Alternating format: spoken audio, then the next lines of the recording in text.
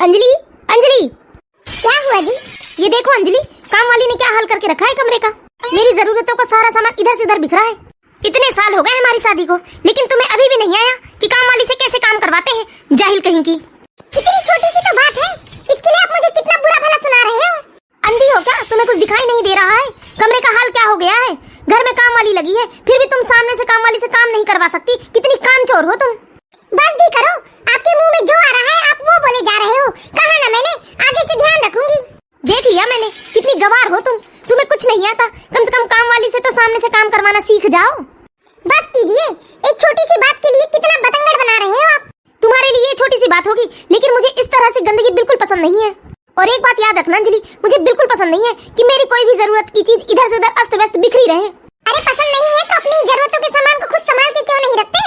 अच्छा, मैं अपने सारे सामान संभाल कर रखूं, तो तुम क्या घर में सिर्फ बैठ के खाने को आई हो? क्या तुम्हारी जवाबदारी नहीं है कि घर को सूझबूझ से तुम चलाओ? अब बस करो, बात कहां से कहां लेकर जा रहे हो आप? तुमसे तो बात करना ही बेकार है। इतनी छोटी सी बात थी, उसके लिए इन्होंने इतना तमाशा किया। होगी तुम्हारे लिए छोटी सी बात, लेकिन मुझे गंदगी बिल्कुल पसंद नहीं है। मुझे लगता है आपको ऑफिस के लिए देर हो रही है। इतनी सी बात के लिए इन्होंने मुझे कितना सुनाया, इनके जो जी में आया वो बोल दिया, यहाँ तक कि मुझे गवार भी कह दिया इन्होंने। इतना सब कुछ करने के बाद जरा भी सम्मान नहीं दे सकते ये। इनके जो मुंह में आता है ये वो बोलते हैं, लेकिन आज तो हद ही हो गई। मैं भी नहीं बनाने वाली आज खाना, सो जाती हूँ मैं। अंजलि, अंजलि, कुछ बोलती क्यों नहीं अंजलि? आज तो कोई काम नहीं करूंगी मैं, दिन भर अपने कमरे में ही रहूंगी, नहीं बनाती आज मैं खाना। हे भगवान, दोपहर के 12 बजने को है और किसी को परवाह ही नहीं है कि दोपहर के खाने का भी कोई इंतजाम किया जाए। नहीं सुनती मैं माँ जी की आवाज। ये आजकल की लड़कियों को तो बस बहस करवा लो, पता नहीं आज खाना भी नसीब होता है या नहीं। बहुत हो गया, मैं तो आज मम्मी जी को सुनाऊंगी बाहर जाकर। क्या माँ जी, एक दिन मेरा मन नहीं कर रहा है काम करने का, खाना बनाने का, तो क्या एक दिन आप नहीं बना सकते? वो तो ठीक है अंजलि, लेकिन इतना गुस्सा क्यों कर रही हो तुम? हेलो, हाँ मम्मी, कैसी हो अंजलि बेटा? हाँ मम्मी, मैं बिल्कुल ठीक हूँ। और तेरे पैर का दर्द ठीक हो गया बेटा? बता रही थी ना तेरे पैरों में दर्द है कुछ दिनों से। हाँ मम्मी, बिल्कुल ठीक हो गया है मेरे पैरों का दर्द। समधन जी कहाँ है बेटा? बहुत दिनों से उनसे मेरी बात नहीं हुई है, जरा बात तो करवा दो। अगर माँ जी से बात करवाया मैंने तो माँ जी मेरी शिकायत करेगी मम्मी से। हाँ मम्मी, माँ जी है ना, बात कर लीजिए। लीजिए माँ जी, मम्मी आपसे बात करना चाहते हैं। हेलो, प्रणाम समधन जी। प्रणाम समधन जी, और बताइए सब बढ़िया है वहाँ? हे भगवान, माँ जी तो पक्के में मेरी शिकायत करेगी। मैंने कितनी बुरी तरीके से जवाब दिया है अभी उन्हें। हाँ समधन जी, यहाँ सब बढ़िया है, अंजलि हमारा बहुत ख्याल रखती है। अरे बाप रे, ये कैसे चमत्कार हो रहा है? मैं तो माँ जी के साथ कितनी बदतमीजी की हूँ अभी अभी, और माँ जी तो मेरी मम्मी से मेरी तारीफ कर रही है। और समधन जी, जरा समय निकालिए और कुछ दिन यहाँ आकर रहिए आप हमारे साथ। हाँ समधन जी, जरूर। ठीक है, प्रणाम समधन जी, रखती हूँ मैं। ठीक है समधन जी, प्रणाम।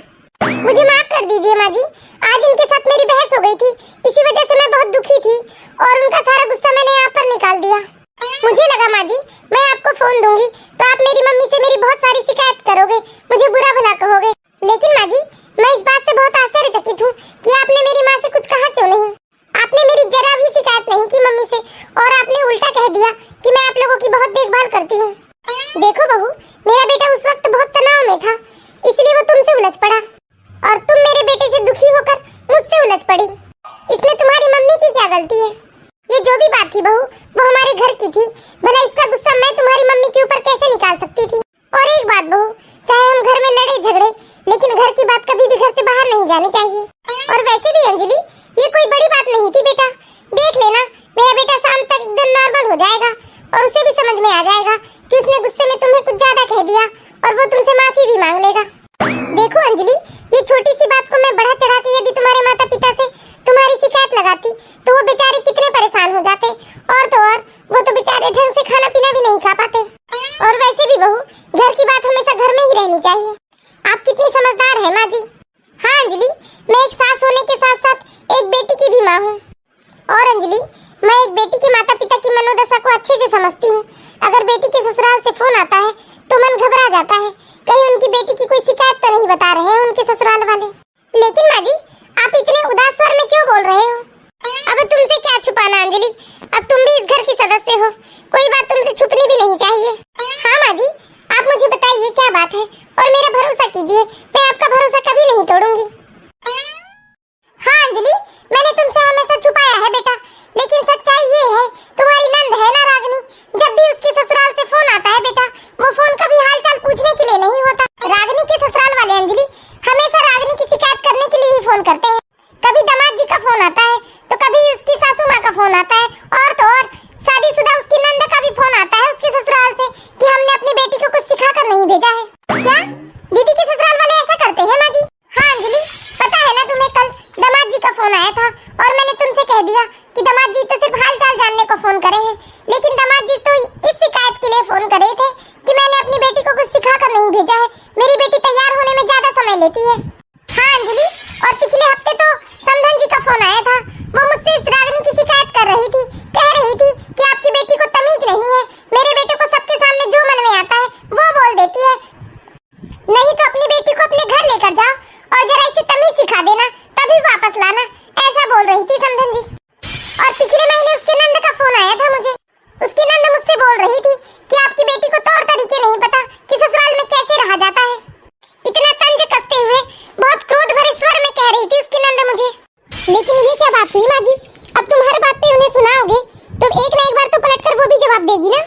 चाहे किसी की बेटी हो या बहू हो माँ जी, हर किसी की सुनने की एक सीमा होती है, लेकिन तुम हर बात पर उन्हें सुनाओगे, टोकोगे तो वो भी बेचारी कब तक चुप रहेगी, एक ना एक दिन तो पलटकर जवाब देगी ही ना। सब हमारा ही दोष है बहू, जिसकी सजा हमारी फूल सी बच्ची रागनी को मिल रही है। हमने सिर्फ बाहर की चकाचौंध देखकर रागनी की शादी जोड़ दी उस घर में। अब हमें भी कहाँ पता था बहू कि ये लोग धन संपत्ति से तो माला माल है, लेकिन इनके अंदर इंसानियत नहीं है। हाँ माँ जी, मुझे भी बिल्कुल अच्छा नहीं लग रहा है ये सब सुन के, किसी के ससुराल वाले इतने निर्दयी कैसे हो सकते हैं। शुरू में तो रागनी की सास का रोज फोन आया करता था कि आपकी बेटी की रोटी, इतना तंज कसते हुए बहुत क्रोध भरे स्वर में कह रही थी उसकी नंद मुझे। लेकिन ये क्या बात हुई माँ जी, अब तुम हर बात पे उन्हें सुनाओगे तो एक ना एक बार तो पलटकर वो भी जवाब देगी ना। चाहे किसी की बेटी हो या बहू हो माँ जी, हर किसी की सुनने की एक सीमा होती है, लेकिन तुम हर बात पर उन्हें सुनाओगे, टोकोगे तो वो भी बेचारी कब तक चुप रहेगी, एक ना एक दिन तो पलटकर जवाब देगी ही ना। सब हमारा ही दोष है बहू, जिसकी सजा हमारी फूल सी बच्ची रागनी को मिल रही है। हमने सिर्फ बाहर की चकाचौंध देखकर रागनी की शादी जोड़ दी उस घर में। अब हमें भी कहाँ पता था बहू कि ये लोग धन संपत्ति से तो माला माल है, लेकिन इनके अंदर इंसानियत नहीं है। हाँ माँ जी, मुझे भी बिल्कुल अच्छा नहीं लग रहा है ये सब सुन के, किसी के ससुराल वाले इतने निर्दयी कैसे हो सकते हैं। शुरू में तो रागनी की सास का रोज फोन आया करता था कि आपकी बेटी की रोटी गोल नहीं बनती, आड़ी तिरछी रोटी बनाती है। तो एक बार मैंने समधन जी से कह दिया था कि देखिए समधन जी, कि मेरी बेटी को चूल्हा चौके करने का मौका नहीं मिला है, पढ़ाई करते ही हमने उसकी शादी जोड़ दी, तो आप उसे कुछ समय दीजिए और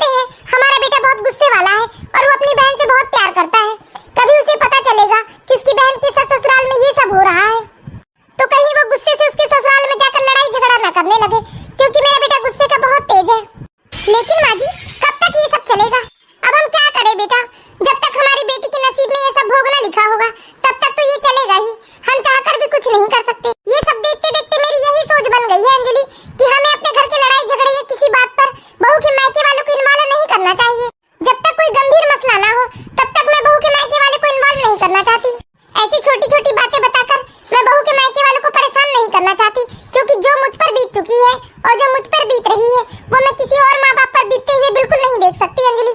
सच में माँ जी, आपका तो जवाब ही नहीं। अगर आप जैसी सास हर ससुराल में हो माँ जी, तो कभी कोई लड़की दुखी नहीं हो सकती, कभी किसी लड़की को अपने मायके को बार बार अपमानित होते नहीं देखने का मौका मिलेगा। ठीक है माँ जी, अब ये सारी बातें भूल जाइए आप। मैं अभी आपके लिए गर्मा गर्म चाय लेकर आती हूँ। चाय पीने के बाद मैं जल्दी से खाना भी बना देती हूँ माँ जी। ठीक है बहू। अगर मैंने भी बहू की माँ से बहू की शिकायत कर दी होती तो आज हमारे घर भी लड़ाई झगड़े होते। लीजिए माँ जी, गर्मा गर्म चाय पी लीजिए। हाँ बहू, लगता है रागिनी के ससुराल वालों का फोन है। माँ जी आप आराम से बैठकर चाय पी लीजिए, बाद में हम दीदी के ससुराल वालों को कॉल बैक कर लेंगे। नहीं बहू, पहले मैं फोन उठा लेती हूँ। देखिए माँ जी, इस बार आप जो भी कहेंगे डर कर नहीं कहेंगे, पूरी समझदारी से कहेंगे दीदी के ससुराल वाले को, और फिर बाद में जो भी होगा हम सब मिलकर उसका हल निकाल लेंगे माँ जी, लेकिन आप डरोगे नहीं। ठीक है बहू। हेलो हेलो, आप लोग यहाँ आइए और अपनी बेटी को लेकर जाइए। देखिए दामाद जी, आपके घर में जो भी हुआ हो यह आपका घरेलू मामला है, ऐसे ही बिना डरे बात कीजिए माँ जी। अगर इसमें भी कोई परेशानी होगी दामाद जी आप लोगों को, तो मेरी बेटी रागिनी को भिजवा दीजिए मेरे घर। आप आकर ले जाइए माँ जी अपनी बेटी को। देखिए दामाद जी, हमारा वहाँ आना शोभा नहीं देगा। हमें देखकर लोग क्या कहेंगे कि हम बेटी के एक घरेलू मामले में हस्तक्षेप करने आए हैं। आप समझदार हैं दामाद जी, और आपके माता पिता भी बहुत समझदार हैं, इसलिए आपसी समझदारी से घर का जो भी मामला है उसे सुलझा लीजिए आप। और यदि आप लोगों से बात ना संभले तो आपकी रिश्तेदारी में और भी पढ़े लिखे समझदार लोग हैं, उन्हें ही बुलाकर बात सुलझा लीजिए आप लोग। बहुत अच्छे माँ जी, ऐसी ही बात करते रहिए आप। तो आप नहीं आएंगे माँ जी? नहीं दामाद जी, मुझे ये सब बिल्कुल ठीक नहीं लगता। कल को मुझे ही लोग कहेंगे कि मैं बेटी के ससुराल में बहुत हस्तक्षेप करती हूँ, इसलिए मैं आपसे विनती करती हूँ कि आप लोग अपनी समझदारी से आपके घर का जो भी आपसी मामला हो उसे सुलझा लीजिए, या मेरी बेटी को लाकर छोड़ दीजिए यहाँ। ये क्या बात हुई माँ जी? अच्छा, आप लोग के पास टाइम नहीं होगा तो मैं उसके भाई को भेजती हूँ उसे लेने। नहीं माँ जी, रहने दीजिए, भैया को भेजने की जरूरत नहीं है। ये हमारे घर का मामला है, जो भी बात है हम आपसी सूझबूझ से सारा मामला सुलझा लेंगे। ठीक है, रखता हूँ माँ जी। बहुत बहुत धन्यवाद बहू। अगर आज तुमने मुझे हिम्मत नहीं दी होती तो मैं आज दामाद जी से इस स्वर में बात नहीं कर पाई होती, और दामाद जी हमेशा की तरह अपनी ही आवाज को ऊंची करके मुझसे बात किए होते। हाँ माँ जी, आप डरते थे ना, इसीलिए दीदी के ससुराल वाले आपको ज्यादा डराते थे। हाँ माँ जी, अगर दीदी की कोई गलती होती तो मैं आपको बिल्कुल सपोर्ट नहीं करती। और मैं आप सभी दर्शकों से भी विनती करती हूँ, कभी भी गलत का साथ मत दीजिए, हमेशा गलत का विरोध ही कीजिए। और ऐसे ही मोरल स्टोरीज देखते रहने के लिए प्लीज हमारे चैनल को सब्सक्राइब करें।